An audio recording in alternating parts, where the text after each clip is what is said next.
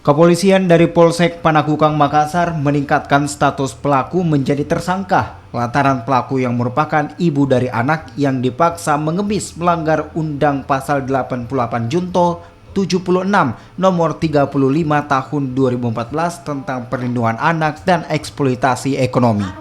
Selain itu, polisi juga meminta keterangan dari suami pelaku. Menurut suami pelaku, dirinya tidak mengetahui kalau istrinya memaksa anaknya mengemis untuk memenuhi kebutuhan sehari-hari dan juga untuk membayar uang arisan. Kini pelaku masih berada di Polsek Panakukang untuk menjalani penyelidikan. Kami sudah tetapkan sebagai tersangka dan sekarang sudah dilakukan penahanan di Rutan Mapolsek Panakukang.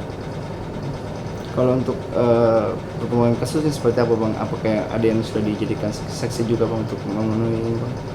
Jadi kami sudah memeriksa beberapa orang saksi dan kami juga sedang koordinasi dengan P2TP2A maupun psikolog dan dinas sosial untuk penanganan lebih lanjut terhadap perkara maupun anak dan tersangka itu sendiri.